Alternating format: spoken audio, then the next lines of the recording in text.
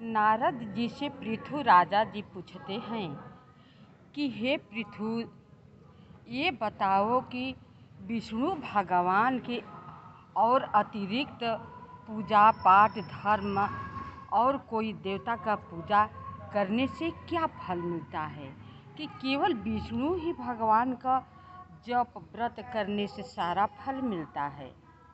तो उसी पर नारद जी कहते हैं कि ये कांचीपुरी पर्वत पर एक गांव था। एक धर्मदत्त का ब्राह्मण रहा करता था, जो कि विष्णु भगवान को प्रतिदिन पूजा किया करता था। एकादशी के दिन जागरण करता, मंदिर में नृत्य गान किया करता था। दोनों एकादशी, शुक्ल पक्ष और कृष्ण पक्ष की एकादशी व्रत विधि पूर्वक किया करता था, दान करता था, भूखे को भोजन कराया करता था। बहुत धर्मात्मा ब्राह्मण था। एक बार क्या हुआ कि लोटे में जल ले करके वो विष्णु भगवान के मंदिर में जा रहे थे। तब तक से एक राक्षसी सामने पड़ती है। उसकी लपलपाती जीभ, बड़े बड़े दांत, लाल लाल आँखें, खड़े खड़े बाल, बहुत देखने में डरावनी सी महसूस हो रही थी। यह देख करके धर्मदत्त ब्राह्मण के हाथों से लोटा के जल जो है छूट जाता है और डर के मारे वो कांपने लगते हैं। तब कांपने लगते हैं तो जल में तुलसी दल डाले हुए थे, वो जल का छींटा उस राक्षसी पर पड़ जाती है। वो जल के छींटा पड़ने की वजह से उसे पूर्व जन्म की अपना कुछ कहानी, अपना जन्म का हम कैसा थी, किसके घर में अवतार थी, उसे स्मरण हो आता है।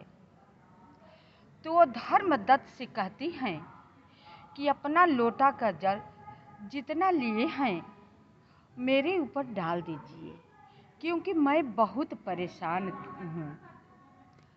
तो उन्होंने डाल देते हैं। अब वो राक्षसी का वृतांत पूछने लगते हैं कि बताओ तुम कौन हो, तुम्हारा डरावनी ऐसा रूप है। अपना पूर्व जन्म का इतिहास बताने लगती है।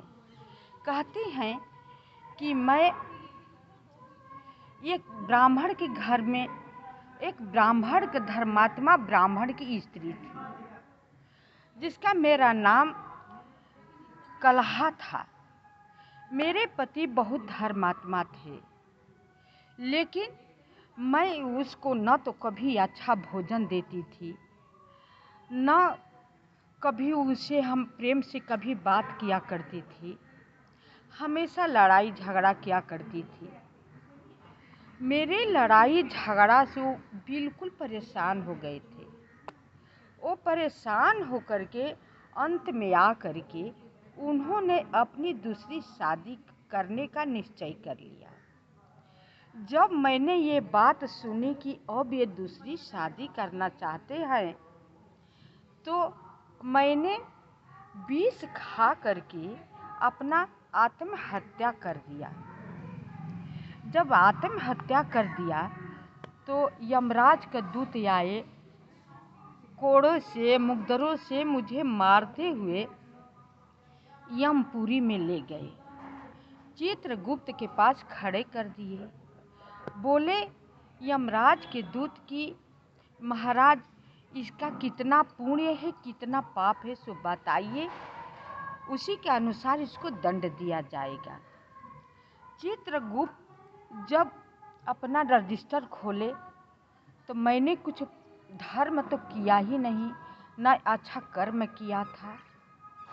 इसलिए उन्होंने कहा कि ये तो हमेशा अपना पति को दुख दी है, हमेशा लड़ाई झगड़ा की है, हमेशा दूसरों की भी दुख दी है। भोजन अपने आप बनाकर अपने पाक बर्तन में खाया है। अपने पति को अच्छा भोजन इसने कभी नहीं दिया है। अपने पति से इसने कभी प्रेम से बात नहीं की है। दूसरे में विष खाकर आत्महत्या की है। इसलिए इसको कुंभी नामक नरक जो है उसमें फेंक दिया था। जब ये पाप भोग लेगी तो हजारों साल वर्ष विष खाकर आत्महत्या की है तो हजारों वर्ष ये पिचासिनी रहेगी। उसके बाद ये शुक्री के जन्म इसे मिलेगा। फिर उसके बाद ये बिल्ली के जन्म पाएगी जो कि अपने ही बच्चे खा जाएगी। तो हे धर्मदत्त, मैंने उसी का वजह से 500 वर्ष हो गए मैं पिचासिनी बनकर भोग रही हूँ। मारे भूख प्यास के लिए तड़प रही हूँ। मैंने एक वैष्णव को देखा, उसके शरीर में प्रवेश कर गई और यहाँ प्रयागराज में मैं आ गई। विष्णु भगवान और शंकर भगवान दोनों ने मिलकर उसके मैंने पेट में दर्द उत्पन्न किया। क्षुधा तृप्त करने के लिए तड़पने लगा। तब तक से विष्णु भगवान और शंकर जी दोनों मिलकर के मुझे मुग्धरों से मारते हुए शरीर से बाहर निकाल कर फेंक दिए। मैं इसी तरह घूमती रही, तड़पती रही। तब तक से मार्ग में आप मिल गए। आपके जल के लोटे से मुझे बहुत ज्ञान हो गया।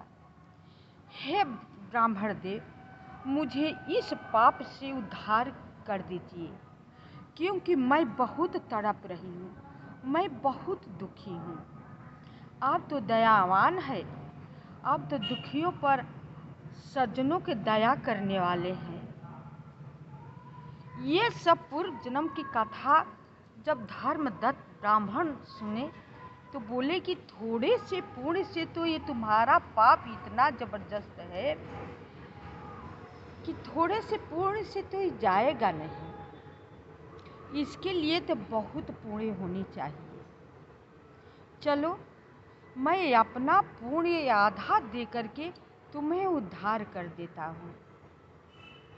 अब धर्मदत्त ने क्या किया कि माघ महीना स्नान किए थे, कौलबास किए थे, कार्तिक मास स्नान किए थे, हर तीर्थों में स्नान किए थे, रात्रि का जागरण किए थे, दोनों एकादशी का व्रत किए थे, वैशाख माह स्नान किए थे, सबको उन्होंने जल पिलाया था, प्यासे को पानी पिलाया था, भूखे के भोजन कराया था। ये सब धर्मदत्त ने किया था। उन्होंने हाथे पर जल ले करके अपना आधा पूरे रात्रि को जो मंदिर में जागरण किया था वो पुण्य ले करके उस कलह को संकल्प कर दिया। जब संकल्प कर दिया तो उसका सब पाप नष्ट हो जाता है। जब सब पाप नष्ट हो जाता है तो स्वर्ग से विष्णु भगवान के दूत आते हैं, पार्षद आते हैं विमान लेकर के कलह को ले जाने के लिए। आ करके पहले दूर ही से, ऊपर ही से विमान नहीं नीचे उतरता है, ऊपर ही से ब्राह्मण देव के दोनों हाथ अपना ऊंचा उठा करके प्रणाम करते हैं।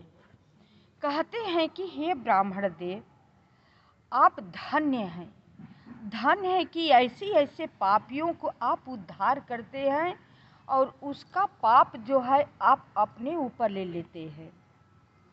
ये ऐसी पापनी थी कि थोड़े से धर्म से, थोड़े से पुण्य से ये नहीं उद्धार हो सकती थी, लेकिन आपने ऐसा कठिन व्रत किए थे, कठिन धर्म किए थे, वो सब धर्म इसको दे दिए। इसलिए ये उद्धार हो गई, इसे हम ले जा रहे हैं स्वर्ग में। आप इसी धरती पर रह करके अभी बहुत अच्छे अच्छे कार्य कीजिए, तो आपको बहुत पुण्य इकट्ठा हो जाएगा। जब आपको अवधि पूरी हो जाएगी तो यही विमान लेकर हम आएंगे।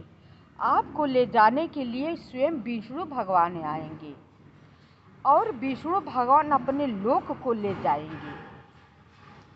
ऐसे धर्मात्मा लोगों के लिए ही तो विष्णु लोक में जगह खाली रहता है।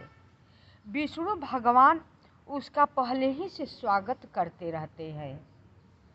इसलिए आपको ले जाने के लिए स्वयं विष्णु भगवान आएंगे और आप विष्णु लोक में हजारों साल रह करके सुख पूर्वक वैकुंठ में निवास करेंगे।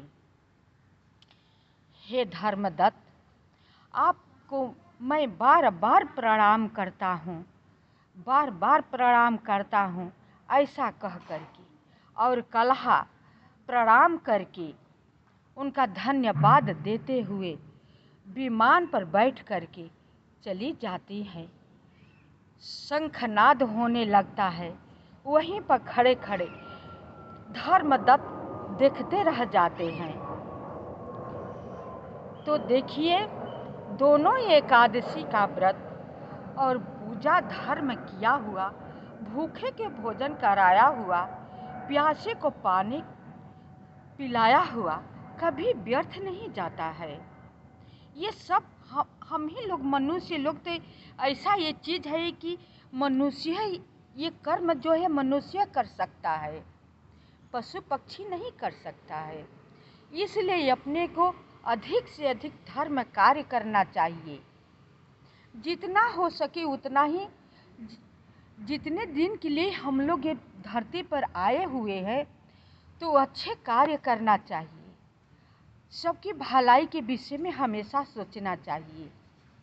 सबकी अपने को थोड़ा कष्ट हुआ तो क्या हुआ, लेकिन दूसरों के भलाई में खुश होना चाहिए। ये ऐसा कर्म करने से विष्णु भगवान प्रसन्न होते हैं, उसे सब कुछ देते हैं। मृतलोक में सुख मिलता है और स्वर्ग में भी सुख मिलता है। उस फिर भी जन्म लेते हैं तो मनुष्य के ही जन्म मिलता है। वो अच्छे कुल खानदान में भी जन्म लेते हैं।